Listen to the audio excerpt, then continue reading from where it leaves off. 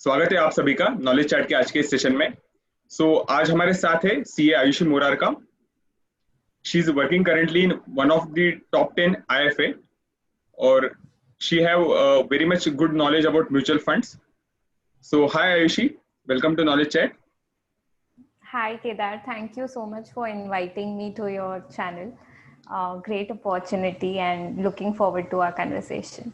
Right, तो आज का हमारा टॉपिक है what are the benefits of investment in mutual fund. तो हम लोग आज जानने वाले हैं कि म्यूचुअल फंड में अगर किसी को इन्वेस्टर को इन्वेस्ट करना है तो उसके क्या क्या बेनिफिट्स है, कौन से वेज है जिससे एक इन्वेस्टर म्यूचुअल फंड में इन्वेस्ट कर सकता है।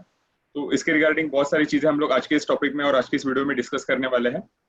आयुषी, मेरा फर्स्ट क्वेश्चन है ये है कि what is mutual fund, exactly क्या है म्यूचुअल फंड, क्या है?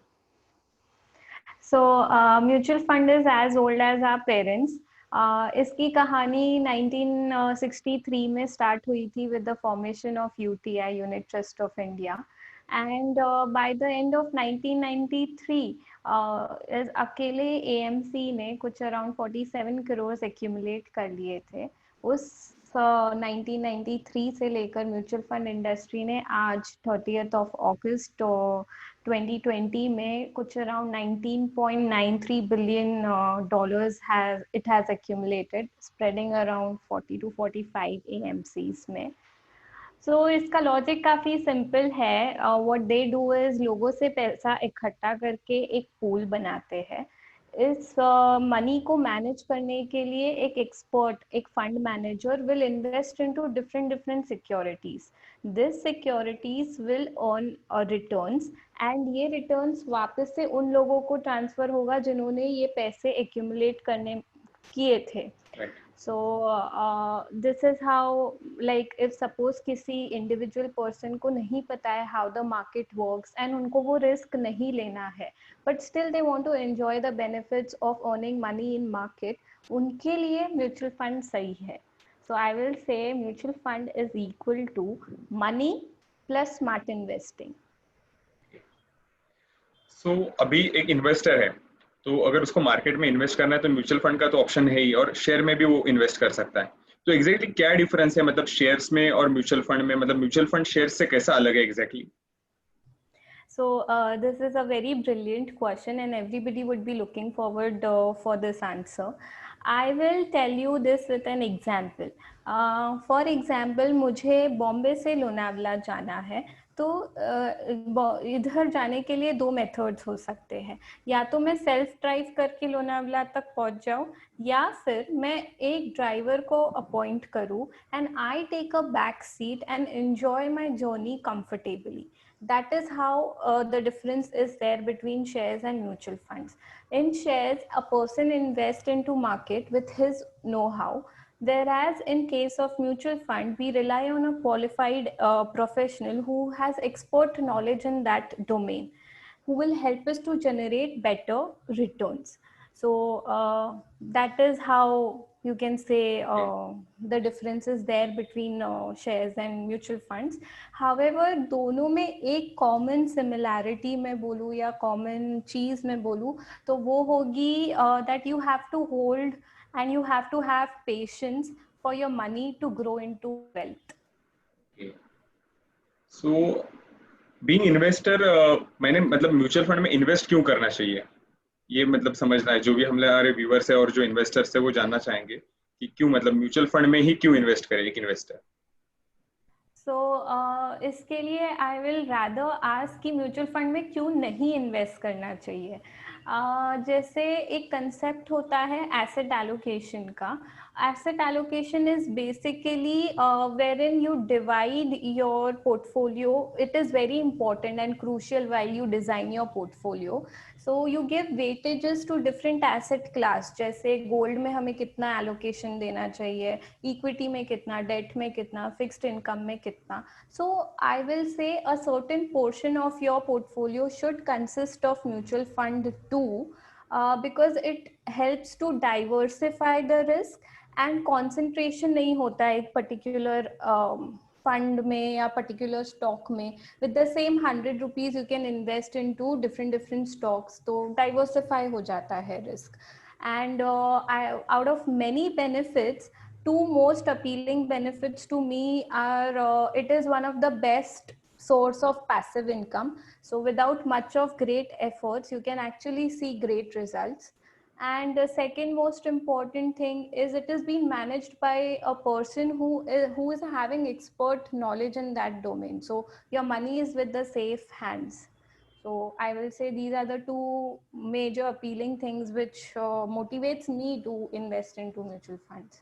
सो अगर मैं इसको सम अप करना चाहूँ तो वही मतलब बेनिफिट है कि अगर मुझे शेयर में इन्वेस्ट नहीं करना है और उसकी जगह पे अगर म्यूचुअल फंड में इन्वेस्ट करना है, तो फर्स्ट ऑफ ऑल अगर मुझे शेयर मार्केट में इन्वेस्ट करना है तो मतलब मुझे सब नॉलेज चाहिए कि कौन से शेयर्स बेटर है, कौन सा मार्केट मतलब जिसमें अभी इन्वेस्ट करूँ तो मुझे शेयर प्राइस में हाइक मिलेगा। सेकंडली वही है कि अगर 1000 रुपीज वगैरह के साथ में इन्वेस्ट करता हूँ तो मुझे उतना डाइवर्सिफिकेशन पॉसिबल नहीं होता, क्योंकि शायद अभी इन्फोसिस वगैरह का अगर एक शेयर लूँ तो ही 900,000 रुपए तक चला जाता है। सो अगर मैं म्यूचुअल फंड में Correct. इन्वेस्ट करूंगा तो ऑलरेडी एक बड़ा पूल आ चुका है, तो ऑलरेडी वो डाइवर्सिफाइड रहते हैं। सो जो शेयर मार्केट में Correct. रिस्क है कि अगर एक कंपनी अगर मतलब बंद हो जाता है तो पूरा का पूरा आपका शेयर वाइप आउट हो जाएगा। इंस्टेड अगर मतलब मैं म्यूचुअल फंड में इन्वेस्ट कर रहा हूँ तो ऑलरेडी उन्होंने डाइवर्सिफाई करके रखा है, तो एक एक सेक्टर में भी अगर क्रैश आ जाता है तो भी मतलब उसका पूरे पूरे मतलब फंड पे Impact इम्पैक्ट नहीं. नहीं पड़ता। And third That's right. Most important thing यही है कि पूरा म्यूचुअल फंड का जो भी है सब ट्रांसपेरेंसी है, सब सेबी से रेगुलेट होता है ये सब। Steady. So that is the Hmm. Important benefit of investing in mutual fund. So हमने तो जान लिया अभी म्यूचुअल फंड क्या है और म्यूचुअल फंड में क्यों इन्वेस्ट करना चाहिए, पर इसका प्रोसेस क्या है, मतलब अगर एक पर्सन को म्यूचुअल फंड में इन्वेस्ट करना चाहिए तो कौन से वे से वो म्यूचुअल फंड में इन्वेस्ट कर सकता है? So basically, there are two modes of investing into mutual funds. One is a direct plan and one is a regular plan. All you want to do is you can open an account in NSE, BSE, MFU platforms, and you can start investing into mutual funds. Direct plan में कैसे होता है कि आप खुद कौन से scheme में जाना है वो सिलेक्ट करके you have a self transaction initiated, whereas in case of regular plan you get the entire process done through a mutual fund distributor. Now any of the method that you select usme bhi you can invest in two fashions. One is through lump sum purchase and other is through SIP. तो lump sum purchase जैसे नाम suggest करता है, एक certain portion of funds accumulate हो जाता है, तो उसके बाद वो पोर्शन ऑफ एक्यूमुलेटेड फंड्स हम इन्वेस्ट कर देते हैं, whereas SIP is a periodic method of investing. तो हमने ये तो जान लिया कि कैसे इन्वेस्ट कर सकते हैं, इधर आप लमसम में इन्वेस्ट कर सकते हो या फिर जो सिस्टमैटिक इन्वेस्टमेंट प्लान है उससे इन्वेस्ट कर सकते हो। तो आपका ओपिनियन क्या है, मतलब which way investor should invest, which one is better, lumpsum ही करना चाहिए कि SIP is better than lumpsum? Investment option is a choice of the investor. If you ask my opinion as to both ये दोनों में से कौन सा better option रहता है, so I will say lump sum purchase is best option when the markets are growing, but when the markets are not soaring, it is relatively risky. Whereas when you come to SIP, systematic investment plan, उसमें you keep on investing on a periodical manner, so risk diversify हो जाता है. And if you have confidence that you can gauge the market and you know the markets better, lump sum can work in your favor. Also it also depends on the cash flow कि अगर अपने पास में उतना मोटा पैसा accumulated है तो we can go ahead with lump sum. If नहीं है and long term horizon है तो SIP better है. So it's a relative decision, totally depends on the investor. Yeah. पर जनरली हम लोग जो भी देखते हैं कि मोस्टली अगर जो भी मतलब जिनके थ्रू हम लोग इन्वेस्टमेंट करते हैं म्यूचुअल फंड में, तो वो जनरली जो मतलब आपके सामने शोकेस करते हैं तो बेनिफिट बताते हैं कि एसआईपी में ही इन्वेस्ट करो, सिस्टमैटिक इन्वेस्टमेंट प्लान ही बेटर है। तो मतलब क्या बेनिफिट्स क्या है अगर मैं अगर एसआईपी के थ्रू इन्वेस्ट करना चाहता हूँ, तो what are the benefits of investment through SIP? So SIP personally मेरे लिए भी even I invest through SIP mode only. And SIP as I told you, अगर अपने पास में इतना कैश अवेलेबल नहीं है, cash is a limited amount of portion that we have, and long term अगर हमारा पर्सपेक्टिव है इन्वेस्टमेंट का, तो SIP is a good option. Few of the benefits, I'll list a few benefits आपके सामने. First is rupee averaging cost करके एक concept होता है. फॉर एग्जाम्पल अभी अपने पास में 5,000 रुपये है, हमने वो म्यूचुअल फंड में डाले.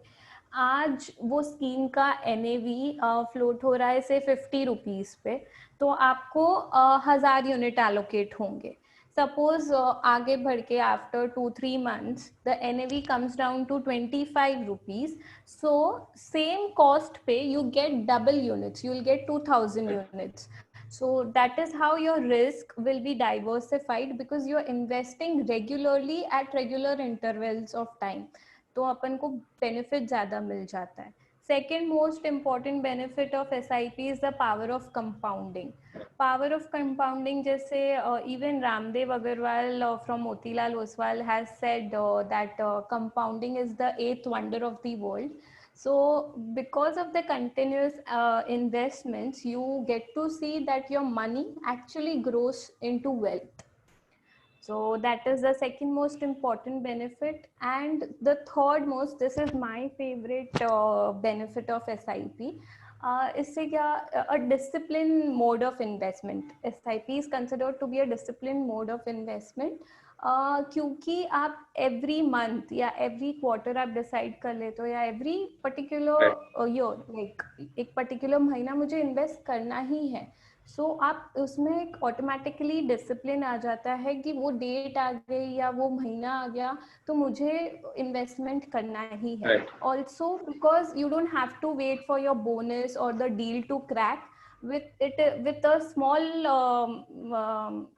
plunge on your pocket, मतलब इतना पॉकेट पे हर्ट भी नहीं होता है. And every month you can actually end up saving and investing. तो एक डिसिप्लिन हैबिट आ जाती है इन्वेस्टमेंट के लिए या सेविंग्स के लिए फॉर दैट. राइट. जैसा कि वॉरेन बफेट जी ने भी बोला है कि हम लोग जो इन्वेस्ट करते हैं is not what left after expanding, but it should be decided at the first कि हम लोग कितना इन्वेस्टमेंट करने वाले, फिर जो बचता है उसमें से जो एक्सपेंस करना है वो करो. Correct correct. तो सेव बिफोर यू स्पेंड. और इसका बेनिफिट ऐसा भी हो सकता है कि जो मतलब middle class family recurring deposits वगैरह में इन्वेस्ट करते हैं, जिसमें मतलब एक मंथली फिक्स्ड सम जो रहता है वो रिकरिंग डिपॉजिट में उनका डिपॉजिट होते जाता है. तो अगर इंस्टेड ऑफ रिकरिंग डिपॉजिट में इन्वेस्टमेंट करने से अच्छा अगर वो म्यूचुअल फंड में करेंगे तो उनको शायद रिकरिंग डिपॉजिट में जो रिटर्न्स मिलते हैं उससे बेटर रिटर्न मिलेगा. सो मुझे लगता है कि हमने मोस्ट ऑफ द जो क्वेश्चंस है रिलेटेड टू म्यूचुअल फंड वो कवर करने की कोशिश की है. तो अगर मैं सम अप करना चाहता हूँ आज के टॉपिक में, तो हमने वही समझ लिया कि म्यूचुअल फंड एग्जैक्टली क्या है और वो शेयर से कैसा बेटर है, कि इसमें आपको प्रोफेशनल एडवाइस मिलता है, फंड्स पूल होता है तो डाइवर्सिफिकेशन होने में मदद हो जाती है, और आपको बहुत सारा मतलब एक कैपिटल लेके आने की भी जरूरत नहीं. You can start with 1,000 rupees. तो SIP में आप 1,000 रुपीज से इन्वेस्ट कर सकते हो, तो वो भी आपको एक बेनिफिट है इसका. और एक सिस्टमैटिक प्लान इन्वेस्टमेंट आप कर सकते हो जिससे आप आपका वेल्थ ग्रो कर सकते हो through the help of mutual funds. Right. So most of the questions तो कवर किए ही है, बट अगर इसके अलावा भी किसी के मन में और कोई क्वेश्चंस है तो आयुषी के जो कॉन्टैक्ट डिटेल्स है वो लिंक डिस्क्रिप्शन में दिए गए हुए हैं. So you can ask her, और जिनको इन्वेस्टमेंट करने में कुछ हेल्प चाहिए तो वो भी आप उनसे ले सकते हैं. So thank you Ayushi knowledge chat में आने के लिए, और आपने सबके साथ इन्वेस्टमेंट के क्या बेनिफिट्स है म्यूचुअल फंड के थ्रू अगर करते हैं जो आपने शेयर किया. आई होप लोगों को बहुत सारी इन्फॉर्मेशन इससे मिली गई होगी. I hope that too. Nice. We had a nice time. Thank you for inviting.